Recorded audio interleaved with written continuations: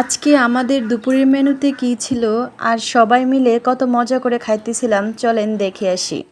আসসালামু আলাইকুম, ডালিয়া ছবি চ্যানেলে আপনাদের সবাইকে আবারও একবার স্বাগত জানাই। দূরে এবং কাছে যে যেখান থেকে আমার আজকের এই ভিডিওটা দেখছেন, আশা করি সবাই অনেক ভালো আছেন। আলহামদুলিল্লাহ আমিও অনেক ভালো আছি।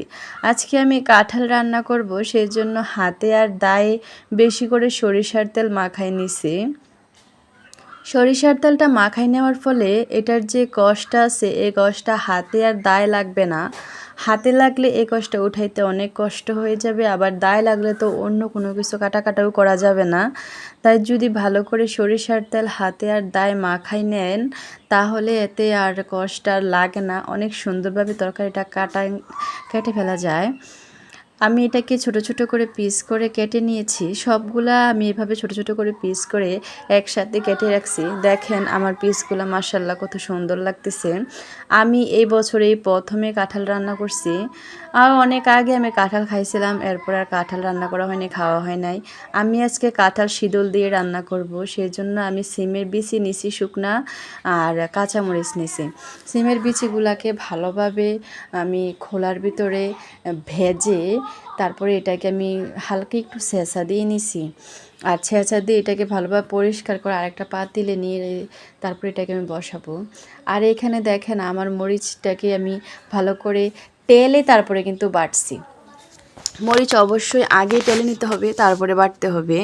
আমার কাঁঠালের যে টুকরাগুলো আছে এই টুকরাগুলো আমি হালকা পানিতে ভিজিয়ে রাখছি, যাতে এটার যে কষটা ওইটা বের হয়ে যাবে। এখন আমি একটা পাতিলে আমার যে সিমের বিচিগুলো আমি ভেঙে রাখছিলাম এই বিচিগুলোতে বেশি করে পানি দিয়ে চুলায় বসাই দিছি। পানি বেশি দেওয়ার কারণ হলো বেশি পানি দিলে আবার এটা সিদ্ধ হইতে আরও কিছু পানি দিতে হবে, এতে করে কিন্তু তরকারিটা তো ভালো হবে না, এই জন্য প্রথমেই বেশি করে পানি দিয়ে দিতে হবে। এখন আমি যে কেটে রাখা টুকরাগুলো আছে, কাঁঠালের টুকরাগুলো আছে এগুলো দিয়ে দিতেছি।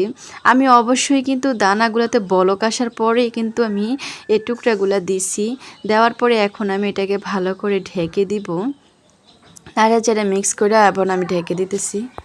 আমার ভিডিও যদি আপনাদের ভালো লাগে তাহলে অবশ্যই আমার ভিডিওতে দেখার পরে একটা লাইক দিবেন। আপনার একটা লাইক আমার এই ভিডিওটাকে আরও 5টা মানুষের কাছে পৌঁছে দিবে। আমার চ্যানেলে যারা নতুন আছেন তারা অবশ্যই আমার চ্যানেলটাকে সাবস্ক্রাইব করে দিবেন, আর বেশি বেশি করে লাইক কমেন্ট শেয়ার করে আমার পাশে থাকবেন।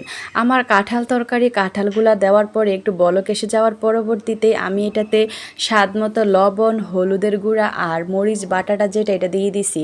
এখন আমি এটাকে ভালো করে সবটা তরকারি একসাথে নেড়ে চেড়ে মিক্স করে নিতেছি। যেহেতু আমার মরিচটা একটু কম হয়ে গেছে সেজন্য এটাতে আমি আবার একটু মরিচের গুঁড়া দিয়ে দিতেছি, এতে করে তরকারিটা সুন্দর কালারও আসবে, আবার একটু ঝালও হবে। এই শুটকি তরকারি ঝাল না হলে আবার আমি খেতে পারি না, ঝাল হলেই কিন্তু এটা খেতে খুবই দুর্দান্ত লাগে। আর আপনারা যারা বাজার থেকে শীতল কিনে আনেন তারা অবশ্যই যে শীতলটা পাতলা ওইটাই কিনে আনবেন। অনেকে আছে ভারী শীতলটা কিনে আনেন, এতে করে কিন্তু তরকারি স্বাদও হয় না, আর এই শীতলটা একটু লাগেও বেশি।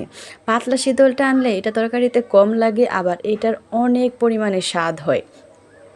আমি শীতলটা ভালোভাবে ধুয়ে পরিষ্কার করে এটা এখন তরকারিতে দিয়ে দিতেছি। তরকারিতে দেওয়ার পরে একটু নাড়াচাড়া করে মিক্স করে নিয়ে তারপরে আবার 5 মিনিট পরে আবার নাড়াচাড়া করে যদি আপনারা এটার যে ভিতরের কাঁটাটা এটা উঠাই ফেলে দেন তাহলে ভাত খাওয়ার সময় এটা আর গলায় কাঁটা লাগার সম্ভাবনা থাকে না। এটা অনেকেই জানেন না। শীতল তরকারিতে দেওয়ার পরে 5 মিনিট ঢেকে রেখে তার পরবর্তীতে আবার যদি কাঁটা নাড়া দেন তাহলে কিন্তু কাঁটাটা অল্পতেই উপরে ভেসে ওঠে। এই কাঁটাটা ফেলে দিলে আর এটা গলায় লাগার সম্ভাবনা থাকে না। আমার তরকারিটা প্রায় রান্না হয়ে গেছে, এখন আমি আরেকটু এটাকে ঢেকে রেখে রান্না শেষ করব। তারপরে আসেন আমরা এখন খাবারে চলে আসি।